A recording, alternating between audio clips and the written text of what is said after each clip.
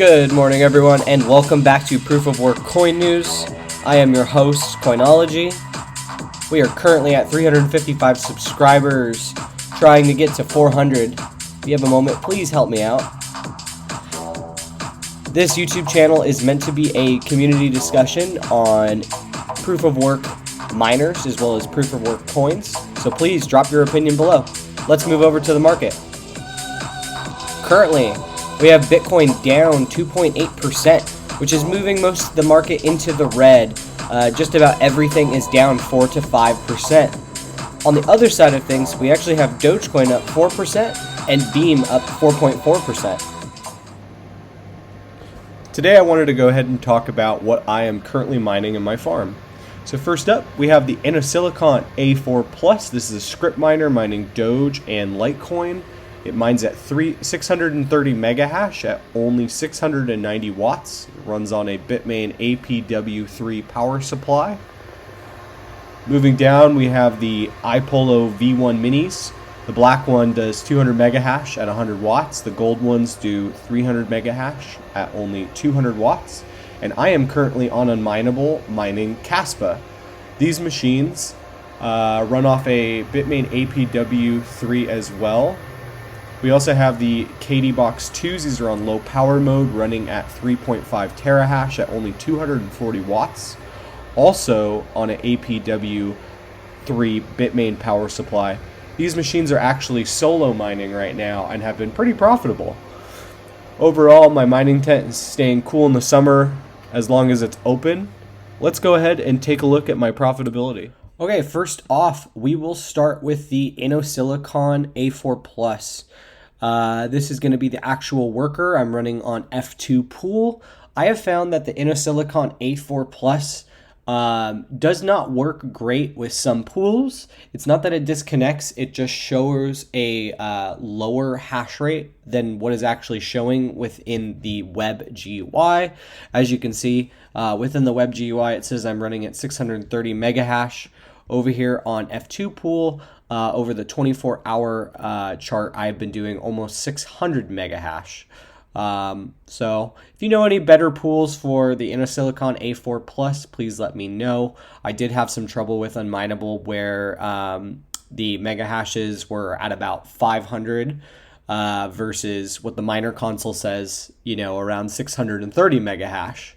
I actually just switched the pools over about probably 30 hours ago, so not too much revenue to show. There is some past revenue from some other Antminer L3s on here, but looking over here, you can see 0.54 gigahash on the Inosilicon. We've done about this much LTC, which I figure probably estimates out to about 50 cents in Litecoin. Moving down, we have the Dogecoin profits. That's about 8.2 Doge, so just off the rip, we have probably about, probably about 50 cents here, so this thing probably made about $1. I did have a little bit of a brownout yesterday where it shut off my mining rig, so this profitability is probably not perfect, but let's go ahead and take a look at the other miner. So moving over to the iPolo V1 minis. As you guys might know from previous videos, I am a huge fan of Caspa and the Caspa project. I am not a huge fan of Ice River and Bitmain and what they are currently doing to the network hash rate. So I have found that it is much more consistent to just go ahead and mine Ethereum Classic into Caspa. I get more consistent payouts, obviously, and don't have to worry about my miner making $1,000 one day and making a penny the next. So we can go ahead and take a look. We have the iPolo V1 minis. We have 3 of them. We have the 200 mega hash edition. Obviously, this pool kind of messes with what the actual mega hashes are, and this does fluctuate throughout the day. These will go over 350 and then they'll drop down to 250. So I believe that this is going to be the 200 mega hash edition, and then these are both 300 mega hash iPolo V1s, the gold boxes. And as you can see, I have been using Mr. Hobbyist Miners referral code for Unmineable, which has been awesome. I do get a certain percentage back from the fees that Unmineable takes, so that's awesome. Thank you, Hobbyist Miner, for that. As you can see, I've got some Caspa waiting to be paid out. This pays out my Caspa every single day once it hits 50 Caspa. If we move over to the payments, as you can see, been pretty consistently getting decent payments from these three iPolo V1 minis. There have been a couple of days where they're a little bit lower. That's either because my internet's gone out, or I did recently have some issues with my internet, but also things like moving miners around and kind of adjusting things in my tent, so I had to obviously unplug, but pretty consistently getting between about 70 and 80 Caspa every 2 days. So that's been awesome. Next up, I have the KD Box 2s. And huge shout out to the Crypto Mining Insider.